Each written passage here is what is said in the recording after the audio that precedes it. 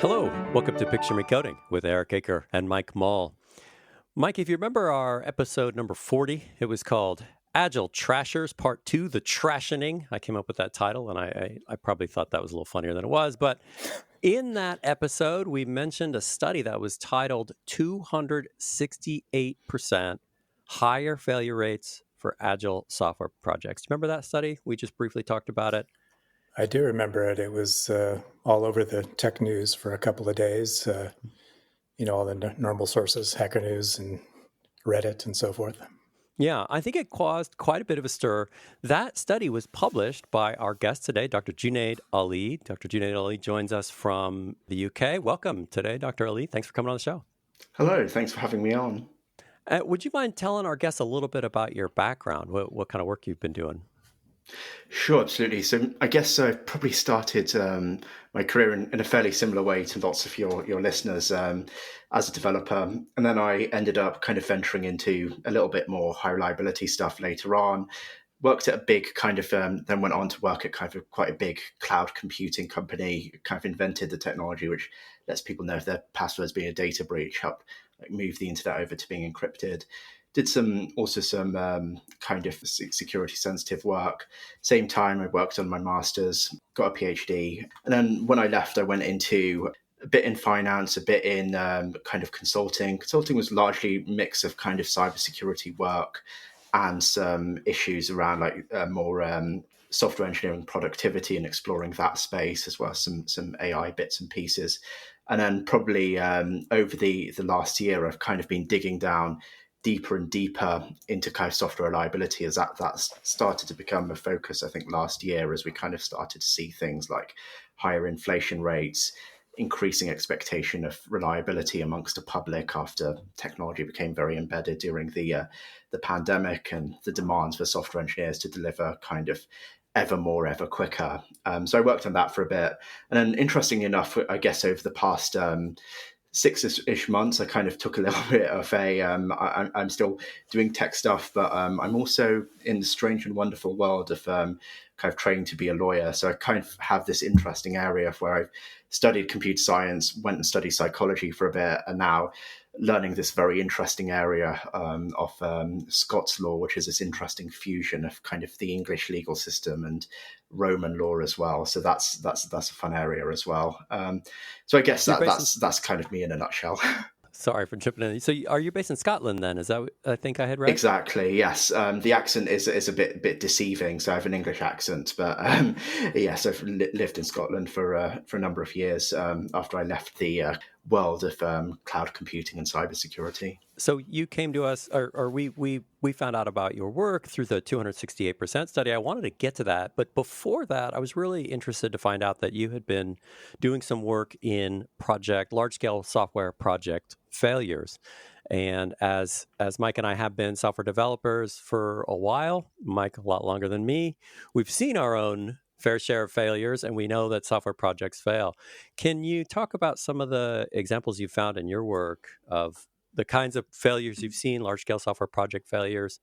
Definitely, yeah. So I think there's kind of an interesting mix of things here. So back last year when I started looking into this, and this started becoming something which was kind of really in demand. There are a number of outages which kind of were becoming public news. People might remember outages around things like McDonald's, but also lots of kind of high street shops in the UK, some banking things, some supermarkets over here, also some in kind of the cloud computing range with Microsoft and Google. And this was kind of before the CrowdStrike outage.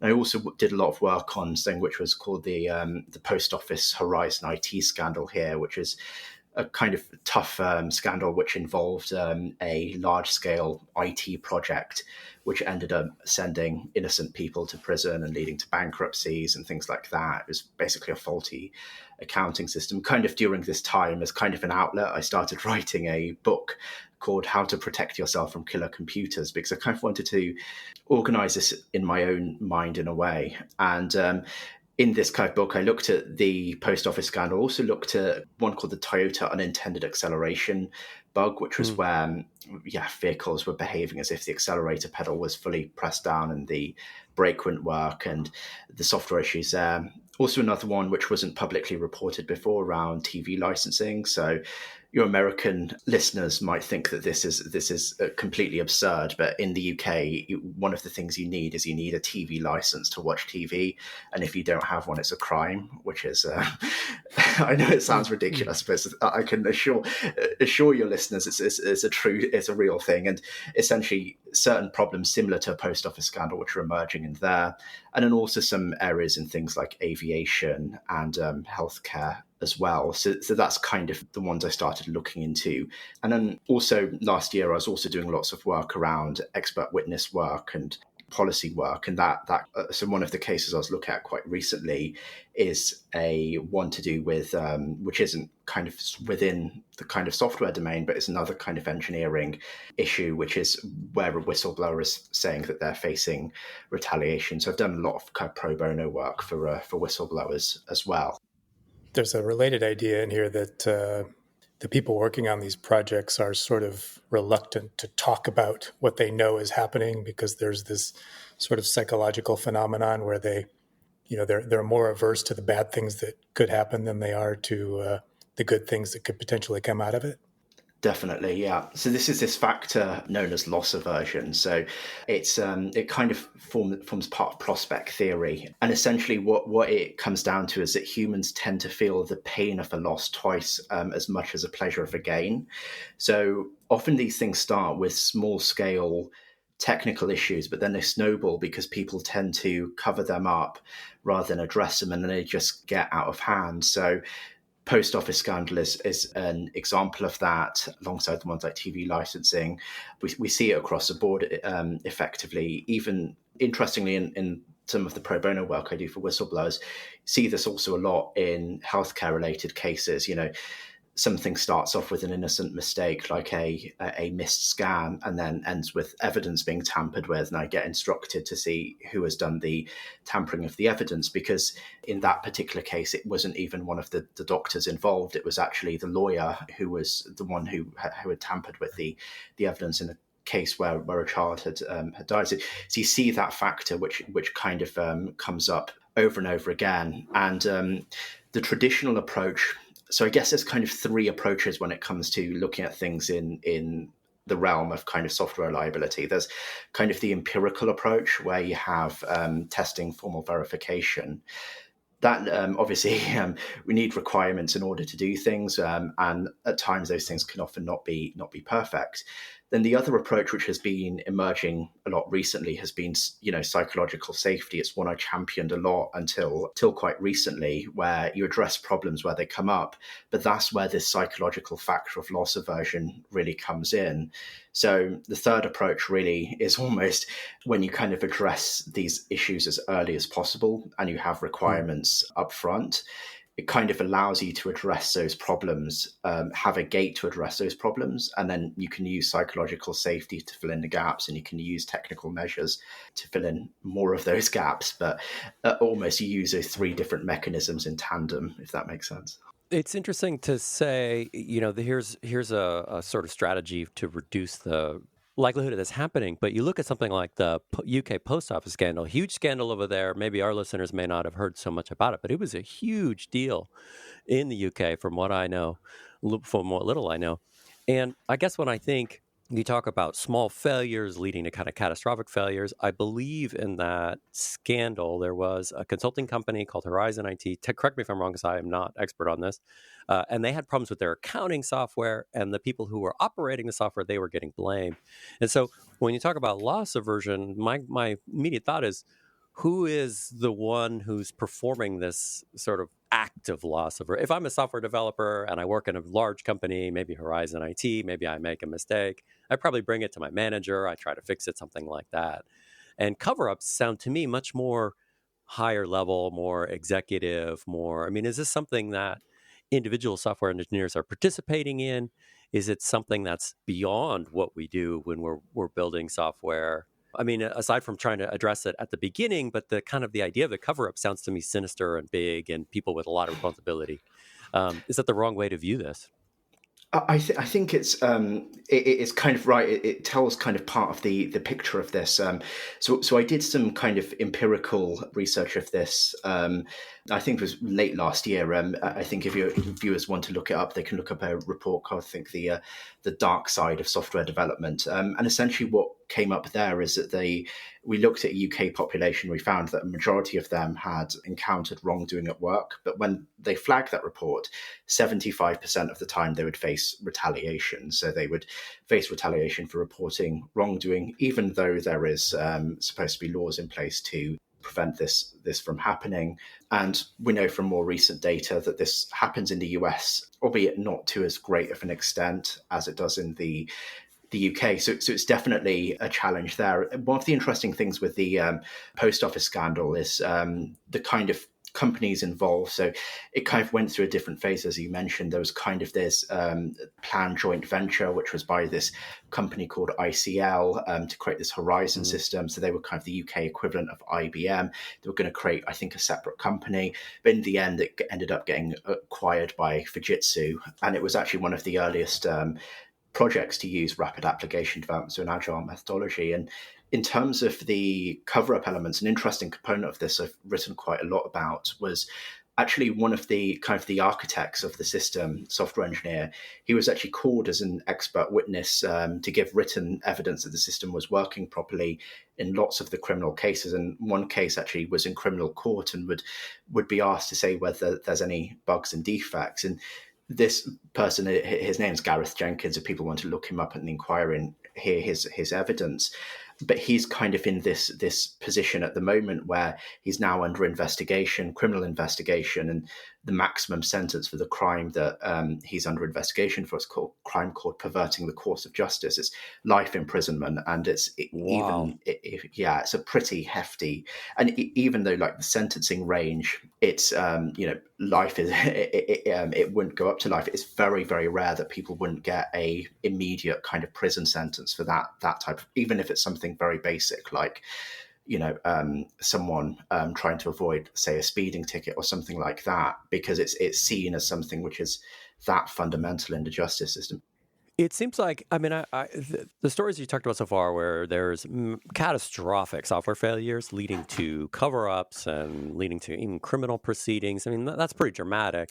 As software engineers, we encounter a lot of much more benign failures. I mean, there's still failures. Just this sort of benign everyday failure, you would put that up to loss aversion as well. Is that right? Or Yeah, I think the analogy I'd use is, something like greed. It can, a kind of psychological factor like that. Yes, it can lead to horrific levels of criminality, but there's also kind of more benign aspects of it. People, buying too much toilet roll when COVID hits or something like that. And I think that's essentially one of the things I wanted to research. And the interesting thing is when I was kind of in the area of looking into software productivity, I'd kind of see this element where people would try and use psychological. They would kind of start with this starting part of the way we'd improve an organization, improve deliveries, would move to a more of an agile approach. How do we do that? We would use some software metrics. How do we achieve the transformation? We use these approaches like psychological safety, these things which are written about in books like the Phoenix Project and the Unicorn Project. But when I would see a lot of these cases and I saw the data and I'd also speak to the people, it was just people would put themselves through horrific amounts of, struggle for things which would ultimately never materialize. And that was something which initially started raising questions in my own brain, really. So, we mentioned your study when we were talking about our own skepticism about Agile. And I think initially we were both pretty enthused by it, some evidence of what we were seeing as well. But I guess one question we'd have initially is just, how do you go about designing a study like that? How do you go about collecting the data and finding the participants and so forth? And this question is about the study that talked about how agile projects have high rates of failure, just for grounding that context there. Definitely, yeah. So I guess there's kind of three key components to this. There's initially, I guess, the hypothesis design. I should also, I'll talk about also an instance of almost where I got caught out a little bit on this. But yeah, initially up front, there is lots of, so in terms of the hypothesis design, I done a lot of the hypothesis was based on lots and lots of interviews, lots of case studies. I also, because of a client I had access to kind of millions of data points for Git and Jira as well. And interestingly enough, that data was a lot more extreme than kind of the more psychometric data that we ended up calculating. I'm not sure if that's probably because it was Git and Jira data, so there's more of a lean to kind of those approaches. But yeah, and then after that, come up with a hypothesis, and then the experiment design. So in the past, it used to be these kind of psychometric studies. They used to use these very, very large snowball studies. So these are types of studies that I think like Google and Puppet used to do. And back in 2021, I started this approach of using kind of representative sampling for this. So approaches that would be used more to do kind of opinion polling for elections and things like that. Because in the UK, we've got very, very good at doing that. It's almost as if elections now are almost just fine tuning for these opinion polls. And so in the first instance, did that to test burnout amongst developers. And this was then validated to actually be consistent with another two studies which were ongoing at the same time. So started using this approach. For this particular study, used an organization called JL Partners. Interesting enough, after this study came out, they were actually amongst the most accurate predictions for the UK election, and then they were one of only two in the US to correctly predict Trump's victory, and also predicted that he would win the popular vote. And so they would essentially do kind of the field work for this. They have a pretty good track record when it comes to that.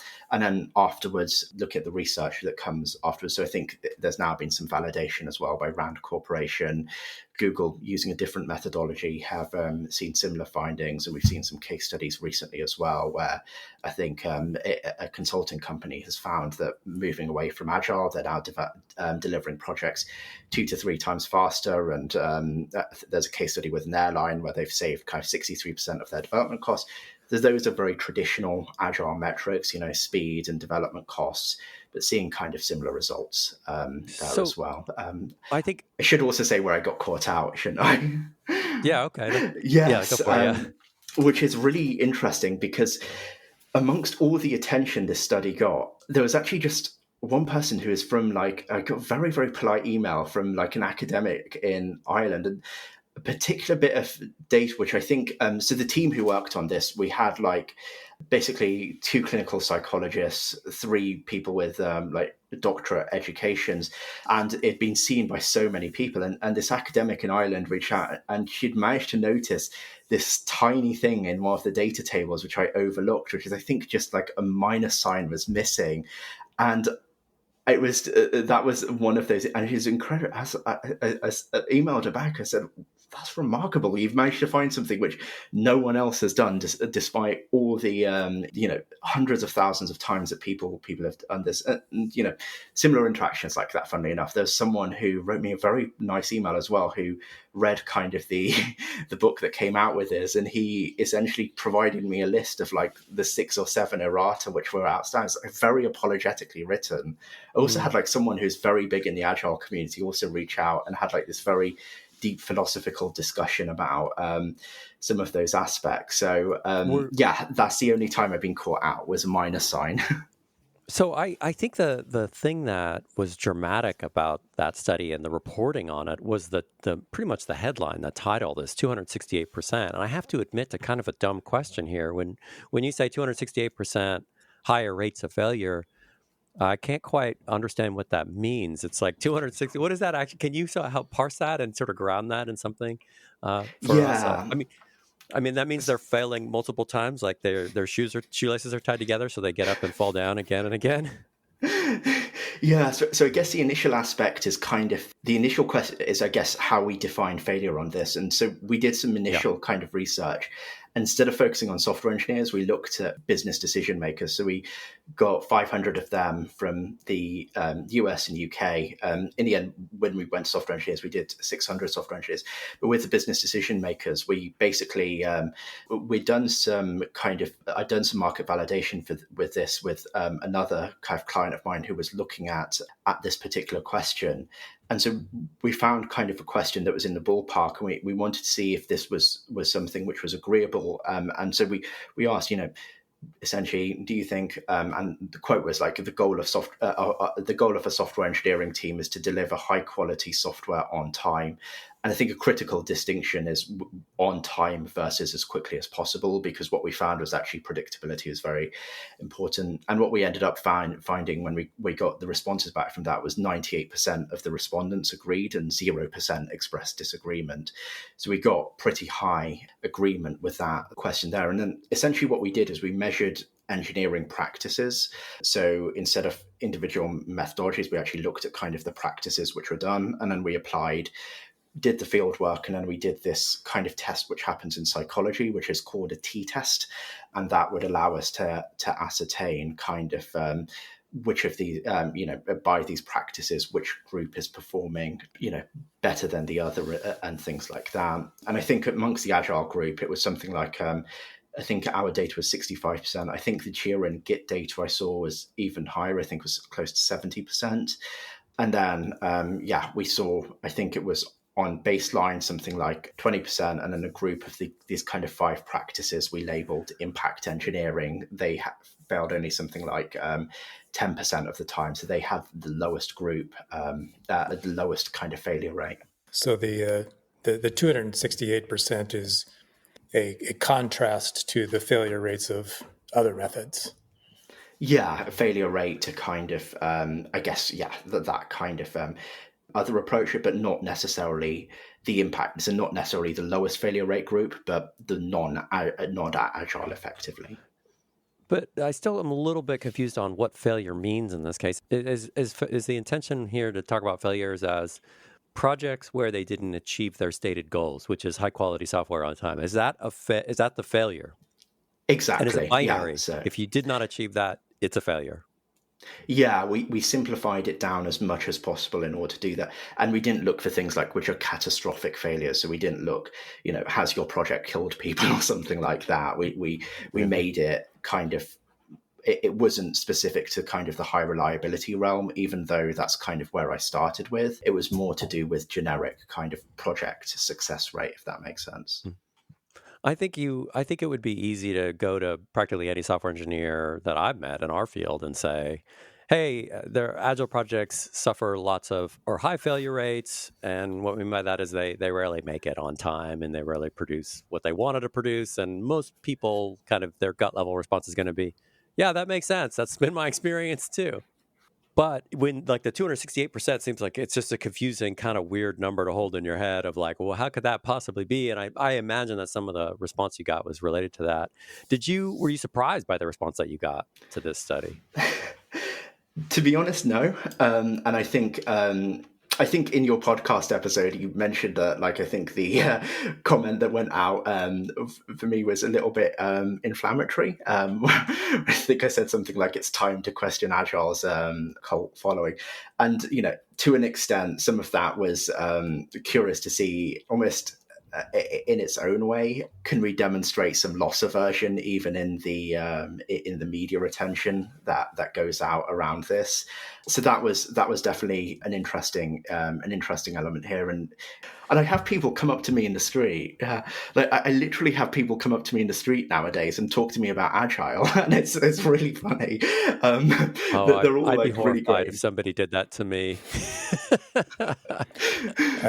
I don't think anybody was too surprised that the promoters of Agile methods kind of reacted negatively, but one of the harsher responses came from somebody who we are big admirers of, Hillel Wayne.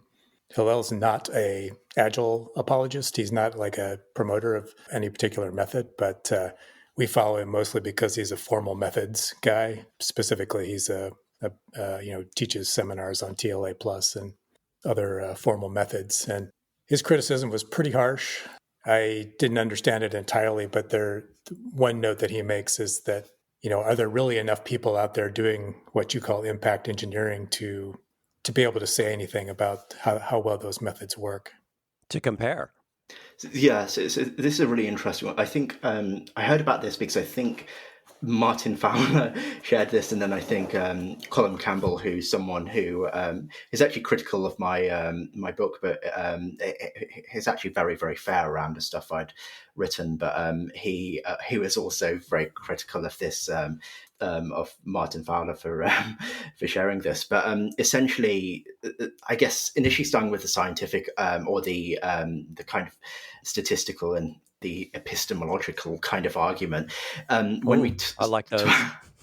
there we go. As a Sorry, go ahead. linguist, there's my stab at a long word for the day. But there we go. So yeah, in terms of things around, so I think initially the argument that I'd read there was basically p-value. So saying that the p-value is too low. So just, I guess, for people to understand what p-value means in the context of this type of test, so it's called t-test. It's essentially what is the probability that the result would happen by chance rather than a genuine difference in the group. So I don't know, if you went to a gym and you had, I don't know, bodybuilders up against, let's say, software engineers, and say the software engineers were, what's the probability that, say, the software engineers happen to beat the bodybuilder? What's the probability that that happened by chance? I think if you imagine that when you're dealing with a sample size of 600, that number of a result happening purely by chance, it gets very, very low very, very quickly. And so that's essentially what it means in the context of a t-test. In terms of the population size, so the group of practices we called impact engineering. So this is the importance of why we focused on practices rather than what people would identify as a methodology. That group of kind of 5 practices, interestingly enough, it was just over a quarter of the responses actually use those practices, which does mean that about 3/4 of people would be unhappy. But that's what we saw. Interestingly enough, there's a slight increase in the percentages. I haven't tested if this is statistically significant. I just remember off the top of my head there was a slight increase of the use of these practices in the US compared to the UK, and also amongst women compared to men, which was quite interesting. But yeah, so there was a sizable amount to basically do that kind of t-test. I think in general, in terms of the responses, 2 elements you mentioned, I think Colin in his post, he kind of alluded to these, the loss aversion aspect, which I speak a lot about, and how that can lead to these kind of responses. Also cognitive dissonance. Brilliant quote on this, which is in a book called When Prophecy Fails. It's a very, very long book, so and it can be quite dull, but there's a brilliant quote in there about cognitive dissonance. If any of your listeners aren't familiar with it, it's tell him you disagree and he turns away. Show him facts or figures and he questions your sources. Appeal to logic and he fails to see your point. So that kind of explains cognitive dissonance, which is one factor. But I had this crazy case a few years ago in cybersecurity where there was I found myself in the middle of a cyber war with someone hacking North Korea setting off missiles. I remember when that first it went into all the world's media, and then the people, I think if you'd read the Hacker News comments, people would say, how do we know this is really a cyber attack? This seems like it's happening. And then basically Wired Andy Greenberg broke the story that it was, but with interviewing the person who was actually doing it. So you see those, and the explanation I think for a lot of that is you do get a lot of perverse incentives. There's an interesting discussion about this I was reading in terms of the law area. There's some effort to regulate kind of social media in the UK via a law called the Online Safety Act. And there's kind of an invite-only software engineering community and lobsters. And one of the people I'm studying with, she's also comes from a software engineering background. We were reading some of the comments on this, and it's some of those things were kind of very profoundly wrong. They would be criticizing the way the law was written, but they wouldn't understand things like when you interpret law, the first thing you do is you actually, in the UK, is you understand the purpose of the law, and then you kind of make the words match, which is why the purpose is so important. So there's lots of those types of things which were kind of not really understood. And I think a lot of that comes down to perverse incentives. One question I had about this comparison, though, I mean, Mike was still sort of talking about how you can compare Agile to non-Agile, and you were talking about practices. So it almost sounded like you were in your survey, you're asking about practices people are doing to produce software, and you're interpreting from their answers on those practices that in some cases they may even be saying they're doing Agile, but they're also doing, or alternatively doing something else. Is that how this worked? Is that how you interpreted these results?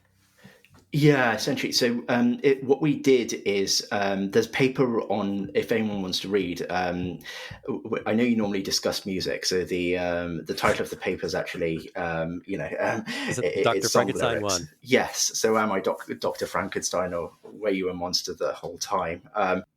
Fun. Maybe we can talk about music if we have time. But the questions are outlined basically there in terms of the things which we basically took the Agile manifesto. And so we then took kind of the extreme alternative view of some of the principles. So we would say things like, did you have to make significant changes to requirements late in the development process? And we would kind of basically group kind of those things together in order Okay. to understand how they were. There was Hmm. another study done, which was years ago called the Chaos Study, which is, I think they just purely asked people to identify, are you using Agile? Are you using Waterfall? And Oh. then they actually got a very different result. I think the one of the critiques I hear about Agile, I've it's occurred to me myself. I can't claim credit for it, but and you actually raised this in one of your articles about it. The no true Scotsman fallacy. People say you say, "Oh, Agile's not really working," and the response you often hear is, "Well, you must not be doing it right." And my response to that is often, well, if it's hard to do right, then maybe this process has some fundamental flaws. You made a point in that same article that sounds very similar to something Mike said, which is that there's like this religious quality to it. There is this ubiquitous sort of buy in of this thing without us necessarily being really diligently or faithfully executing in all these cases. So it's like a cultural movement almost more than an actual coherent set of processes. Yeah, and I think this is a really interesting thing because I think, especially when you look into transformation, and sorry, people will often talk about cultural transformation, but not really accept or not really understand that there's often psychological factors which underpin this. For any of your listeners who come from a health sciences or a psychology background, there's often this thing called the pyramid of evidence-based medicine, where kind of at the bottom, the thing which is of least evidential value, but there's lots of it, is expert opinion. And then as you go up, you have things which are like observational studies, like, or you have case studies and you have observational studies. Kind of this is an example of something which is more observational. Then you have things which are like randomized controlled trials. And when you're testing vaccines, very top, you Mm-hmm. have things which are like systematic reviews. And we've been in this very interesting position. And so the answer where you don't have science is, or the science may not, there is a question is you do better science, you do more science up the pyramid. But we've ended up in this position where I think for so long we've been in this position where so much has been rooted in expert opinion, the thing which is at the very bottom of that evidence-based pyramid, and we haven't really moved up. And that's kind of where opinion is most deeply divided instead of getting to a consensus point, if you like. I think this is similar to a point you've raised in the past. Mike, does that sound right? Yeah, I mean, I hate to harp too much on the religion idea, or I've heard other people use the term cargo cult.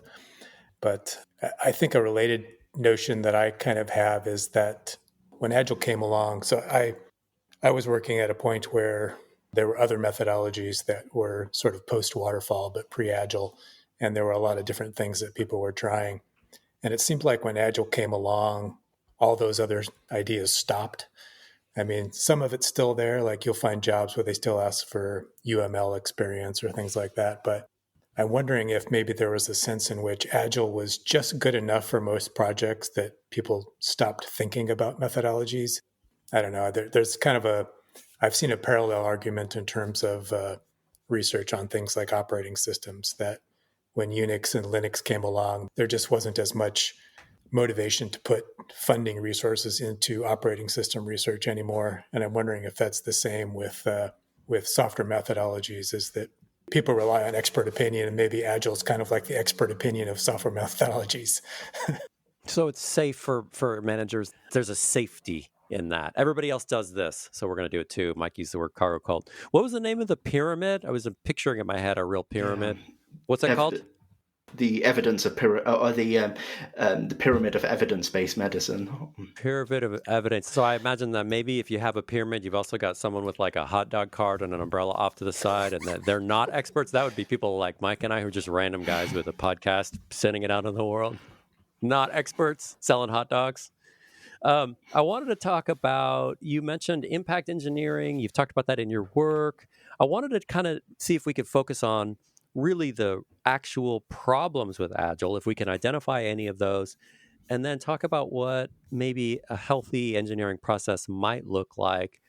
And I think I want to maintain throughout that someone like, we had a guest on, someone Mike and I had worked with, his name's Randy Edwards. He talked about Agile. He talked about the thing that when it's done well in his experience, he achieves, and that's predictability. That's actually the same word that you use, predictability. So I think that's probably the goal, right? Can we harness something to make our projects predictable? So what is it about Agile that prevents us from achieving that? And what should we do instead? Maybe that's too big of a question. So maybe just focus on the problems first. Yeah, so I think there's kind of been, I guess it's almost a house which, when it's built on shaky foundations at the start. So like each of these is kind of like if you're developing a treatment protocol for a disease or something, and then, you start with the first kind of drugs not being empirically validated. And I think that's kind of where we build up to. So at its core, interesting enough, there's Bertrand Meyer. So he is one of the people who wrote one of the original kind of criticisms of Agile. I guess he would say it's kind of the first unbiased book really about Agile. And his kind of core criticism is what he would refer to as kind of the deprecation of upfront requirements. So his approach was he developed a lot of the methodology, this kind of approach called design by contract, which is a formal verification approach, which is used in basically high reliability instances. So if you've flown on an aircraft and the software is written in Spark Ada as a language, the formal verification approach would have used this thing called design by contract, and he kind of came up with this approach. And his kind of approach, he would kind of be very critical of the lack of upfront design. And when we look at some of the comments which it made, so like I've looked into this comment made by one of the authors of the Agile Manifesto. Would say it was to create a process which doesn't depend on the requirements being stable. Another signatory, they would say they literally would call requirements a disease. And you look at instances like the post office inquiry where they were doing Agile for the first time, they would say they wouldn't have a functional specification. If anyone's curious in the evidence, there's a guy named Terence Austin, if you look at the post office inquiry. And even enough, I've actually got an internal video, or a video of the person who ran the transformation at Boeing. And even after the debacle with the 737 MAX crashes, they were actually arguing that the removal of requirements kind of needed to go further. So at its core, that's one of the things. I don't have, obviously I have my own personal views around things like the ceremonies and things like that, but they're not as kind of in the same realm as kind of that stuff, and the stuff we now know about loss aversion psychologically. And then what kind of came after that is we then had the DevOps movement, and we had this idea around things like mean time to recovery, and this idea that it is more important to resolve issues than prevent them from happening. And there's been kind of a lot of instances where that has kind of fed into these things. I took a representative sample a few years ago of 2,000 British adults, and what I found is that actually they would value things. The things they would measure as most important to them were things like data security, data accuracy, and there being no serious bugs.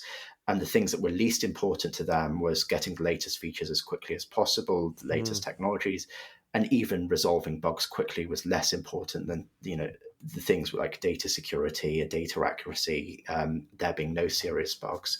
So you kind of got to see that. And then the kind of final layer on the cake is essentially the approach, which is the transformation approach, which kind of doesn't respect that, the importance of people learning from their own mistakes, would kind of try these bottom-up transformations without the informed consent of the organization, and kind of would, the tough thing since I kind of started when I went to Cambridge and learned psychology is now when I read a lot of these kind of methodologies, they literally read as fantasies of grandeur, right? This kind of surefire promise success that is offered.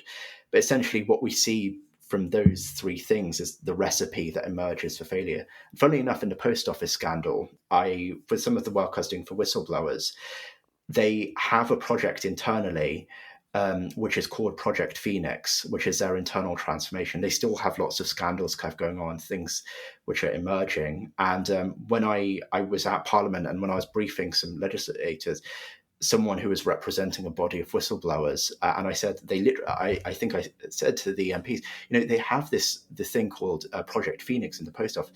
She laughed and said, "That's not what they're calling it internally." So yeah, there we go. I think Mike has probably something to say about deprecating requirements. I just sort of a more general question, which is, being an older engineer, I like requirements, and I kind of wish we did more of that. But requirements means different things to different people, I guess. So when you talk about requirements, are you talking about something relatively informal, or are you talking about a formal method, or what do we mean by requirements here? Yeah, so it's quite interesting. When I looked at the data in the study, the thing which had the biggest increase in success was did the project have a complete specification or requirements document before the development started? That was literally it. Oh no, sorry, I'm actually getting confused there. The one which had the biggest were the project requirements clear before the software development process had begun. That was the one which had a 97% increase in success above the things which were, did it have a complete specification or requirements document before development started? Have to make significant changes to requirements late in development, where they base the requirements based on a real world problem. And so that basic thing was the thing which had the most fundamental increase in success, and 97% increase in success. So a lot of what I was trying to say with, I think, the press coverage around this was essentially there are these deeper kind of questions, these kind of deeper more introspective kind of things which people could be interested around, ideas of loss aversion and things like that. But the fundamental thing is that the single biggest measure that can be done to improve the success rate is literally having project requirements being clear before development starts, and having that gate at the start of the project where that's there, even if they don't necessarily match the real world. These other things, they do improve success, but just even having that basic document there is the single most important thing I found that you can do to improve the success rates. What form does that document take, though? When I was doing rational unified process for a while, and I think the way we would capture requirements was largely in what they used to call use cases.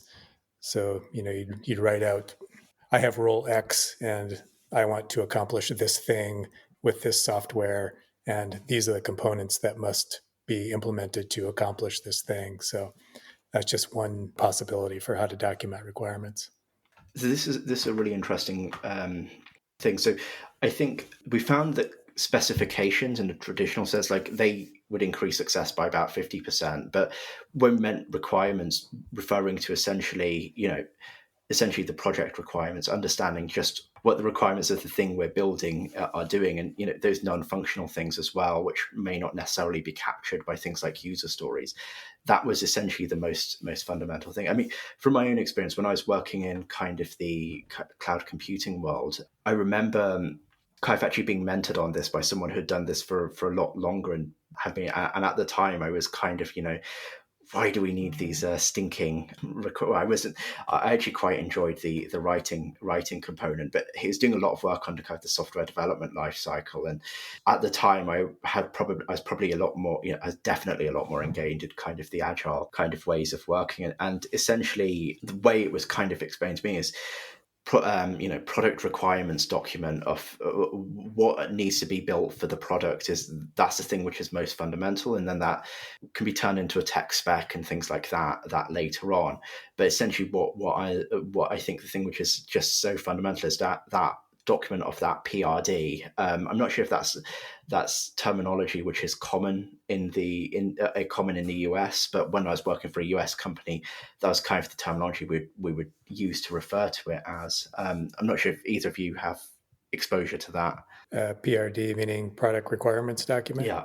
So essentially, all it is it yeah, it'd be something that you could almost imagine a technical product manager would be able to write as to this is the problem. This is how we essentially, this is kind of the evidence. This is how we're going to solve this problem.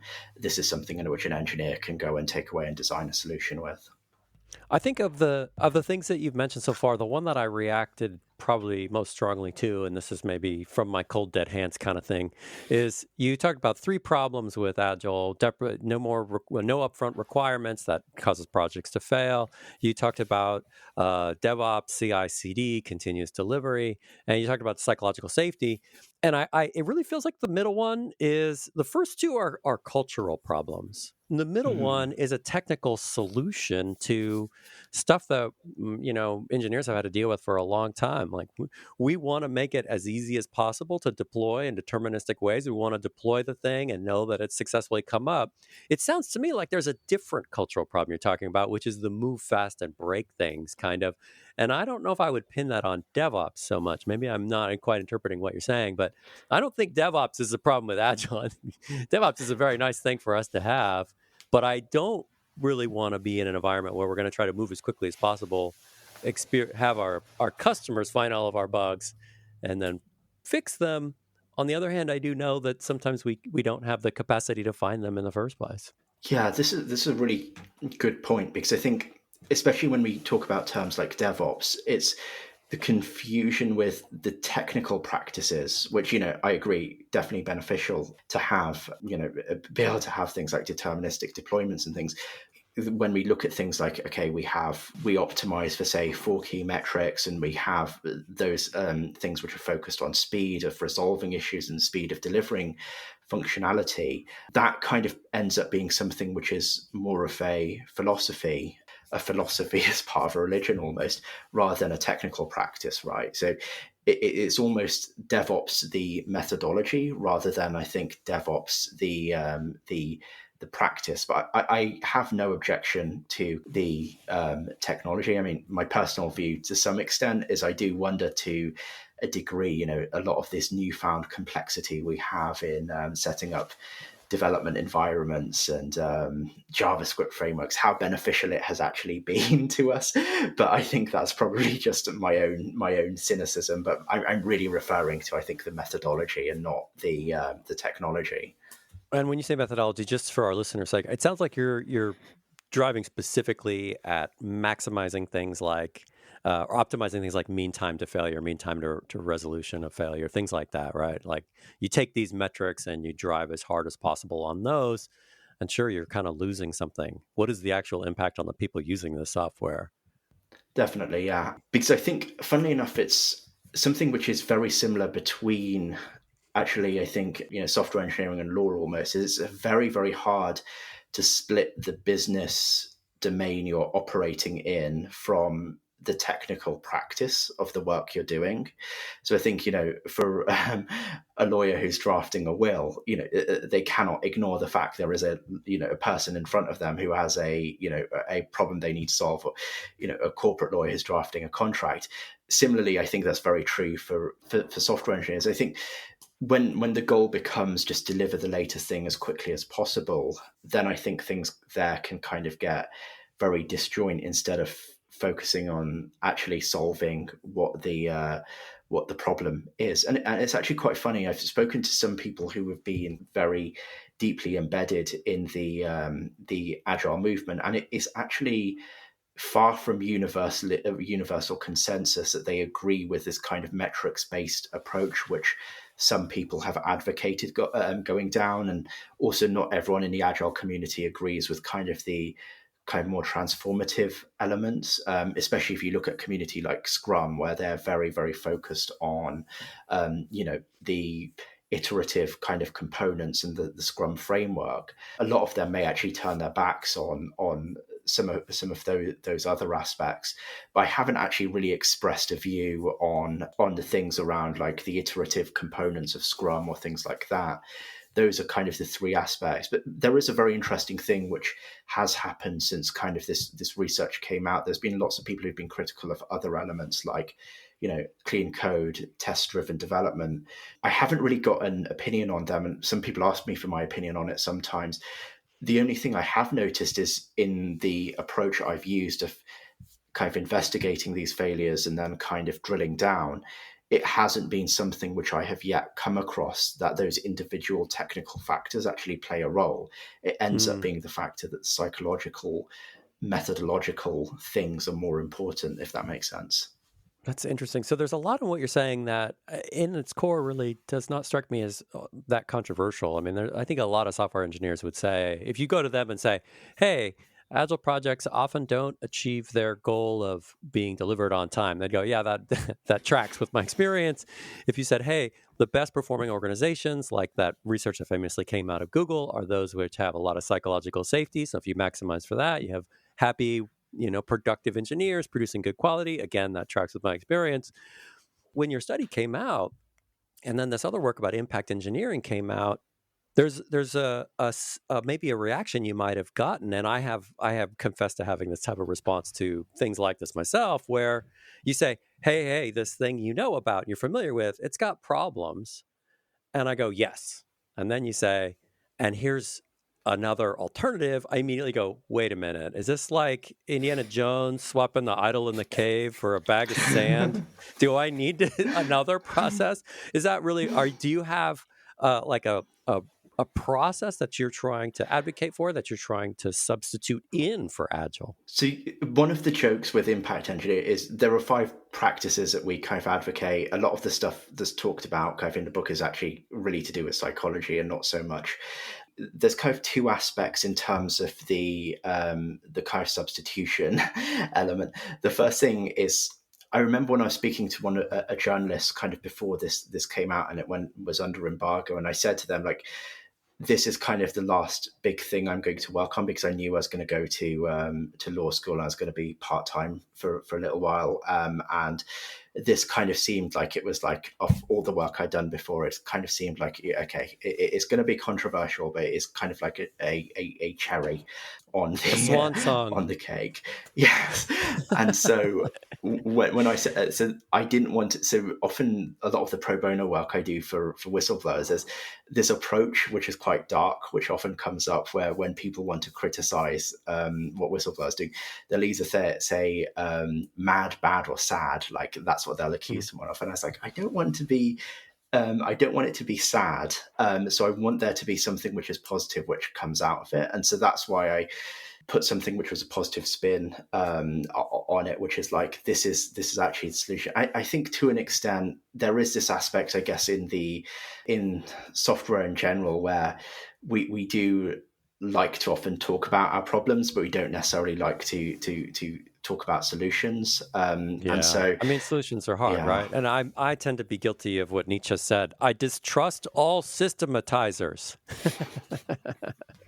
Yeah, I mean, and it is also quite funny. Like if people knew how much, like I literally at one point I had like, multiple psychologists, multiple like social scientists literally on my payroll. So and like I think the amount of actual money I make from like each sale of a book is like, between saying it is priced so low that even though so many people have bought it, it's like, it's only like $2 or $3. So I have nowhere near made back like the amount of like money that was spent to do all this research that went into it.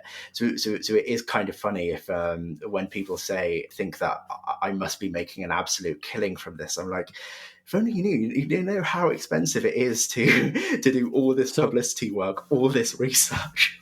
So you're not selling engineering practices, is what you're saying. That's not what you're here to sell. No, and the other aspect as well is like with the consultancy type of work, like I have had people reach out to me and say, like, can you help train our teams on impact engineering?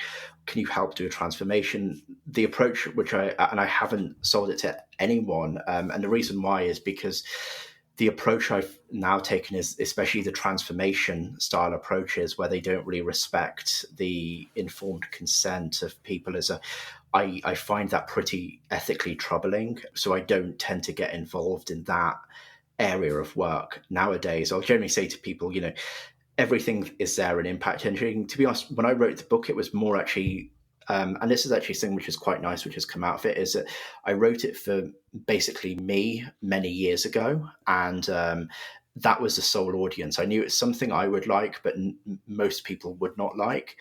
But it's actually quite nice because I've had people who've literally been in that position, like me when I was starting out my career. It's like, I really wish I had this. And so that's quite nice that, even though for a lot of people it's been described as a satanic versus of software engineering, but when someone was saying that, they were saying, well, it's actually a compliment, but there we go. But it's quite nice that it has reached some people who are in that similar position and they found it useful. Could you make any recommendations out of that work for people working in organizations if they have a hand in shaping some of these processes? What suggestions would you give them if there are any actionable that leap to mind? Yeah, I mean, there's a lot. There's kind of two elements which are there. There's one element which is the kind of technical practices, and I think when it comes down to that, is I think the two aspects I would focus on is one aspect being there is a degree of importance in the kind of software development lifecycle, and kind of when you run roughshod over that, you will end up finding these problems. And then the other area is really kind of loss aversion awareness. It's actually very interesting because a lot of the pro bono work I do for either whistleblowers or the expert witness work I tend to find that generally people who tend to work more in areas like cybersecurity, fighter piloting, they tend to have less of this as a factor. It's often more in engineering, healthcare, those types of areas where loss aversion will tend to come up. And I think a big part of that is we probably don't have a lot of the awareness of addressing problems as early as possible and how fundamental that can be. And then I think the bigger thing for a lot of the consultancy work I was doing last year, a lot of my job day to day was just explaining to people that it was important to let people learn from their own mistakes rather than trying to immediately go in and kind of swoop in and fix something. A lot of people in management just wouldn't understand that people's mistakes is often a very important source of their own learning. And I think it can often, I know that in the past I used to have this thing where I would often not be able to necessarily focus on I'd probably try and over regulate the outside world than necessarily focus inwards on myself and regulating myself. And I think I've noticed that that's been quite positive for a lot of people in management. So I think that's probably the takeaway I'd give to managers, is the importance of letting people learn from their own mistakes, but at the same time, organizationally wide, loss aversion awareness and requirements. Those are things which, if I'd had to pick out just three things, those were three things I'd go for. There was a 2021 article that you wrote that appeared in the New Stack where you talked about the theory of constraints. Is that something that's carried forward into your current work? It's a really interesting one because I really like, and it's actually funny enough because when I was working at that massive kind of cloud computing company, the guy who was basically one of my key mentors there, he's the person who was like VP of product marketing and sales at Atlassian. So he brought Jira into the world and he introduced me to kind of the Goal and Eliyahu Goldrat's work. And, he's still a great mentor. And the thing which has kind of changed for me is there's kind of those mechanical approaches which are there, that the kind of more systematic approaches to resolving that. But then what you also have is you have these things which are psychological factors, things like loss aversion, which actually stand in the way of being able to do things like that. And the real thing which I tend to focus on more is that kind of loss aversion awareness. So to give an example of this, when I was kind of briefing some policymakers on AI and kind of software engineering issues, there's currently in the UK, we're looking at kind of the framework around how we support people flagging things and raising the alarm for whistleblowers. And I think after I briefed them, there's kind of been this shift now where it was initially focused on an approach where they would try and maximize the rewards for people coming forward. But now there's often an increased focus on minimizing the costs for someone to speaking up and raising the alarm, because we know that that's actually the thing which has a disproportionate impact. And so I guess the short answer is I've instead moved to being a lot more psychologically focused in resolving these problems rather than focusing on the technology or the systems. Many years ago, I worked on this project, and my team was actually doing really good work, but the project had been initiated in such a way that what was sold to the customers was considerably more than the engineering team could ever conceivably deliver. And I think we experienced this loss aversion thing in a particular way, which was that we were kind of reluctant to report progress to the customers because even though we felt like we were doing a lot, it was not what they were expecting to get. And one thing that really helped in this particular project was we brought on a project manager who's essentially her entire role was essentially to set expectations for the customers. Is there maybe like a role in engineering teams that should maybe for agile groups it's the scrum master or something like that, or maybe it's the VP of engineering or something like that, but is there maybe a role for engineering teams that sort of mediates between the fears of the engineers and the demands of the customer? Yes, this is a really interesting question in terms of, I guess, the contractual kind of negotiation elements. Because I actually, I think it was about towards the end of last year, I was invited to give a talk to give the annual kind of address to the Scottish Society of Computers and Law, which is basically an audience full of lawyers, and I was going to talk to them about technology and why things go wrong, and it was absolutely really fascinating to understand the experience of the agile approach from their perspective of having to create the contracts of what they would sell to people. And an area which was also pretty fascinating, which they would tell me about, is how much of these disputes end up going to arbitration. So instead of happening in an open court, they would agree that it would be handled privately in a closed arena. And I think software engineers probably don't actually understand that, or it isn't really wider in the business, because the reason when people arbitrate something is they want to keep it quiet almost. So from their perspective, they would say that something like agile and not being able to have clear requirements has been something which has been challenging for them. And they think someone was telling me about how their company was insisting that they would read and learn the agile approach, and to them they would literally say to me, oh, it seems like it seems like it's a religion, it seems like it's fantasy, because from where I'm sitting, where I need to draft these contracts and where I need to have something to concretely base things on, this is something which is really fundamental. And I think the answer to that comes in the fact that we probably have a little too much middleware between the people who are doing sales and the people who are doing the sales, doing the contract negotiation, and the engineers on the other hand. I remember an instance when I was in finance, actually, funnily enough, where there was an issue where there was a security requirement with a product I was building, and I was talking to the chief, or maybe one of their deputies, the information security officer at one of these major banks. And kind of when I was speaking to them through this intermediary, it wasn't making a lot of sense. So I ended up putting on a suit, going and having going and sitting down and talking to them. And when I explained it to them and ran them through it, they were like, "Oh, that's completely fine. Makes entire sense to us." And it's something from a customer's perspective. If I just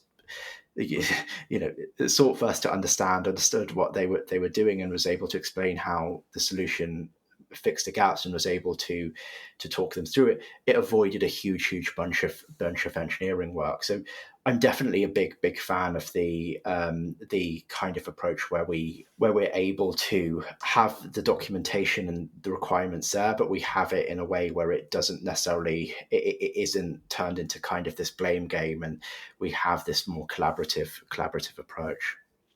Isn't that part of the Agile manifesto? Speaking to customers, fast feedback.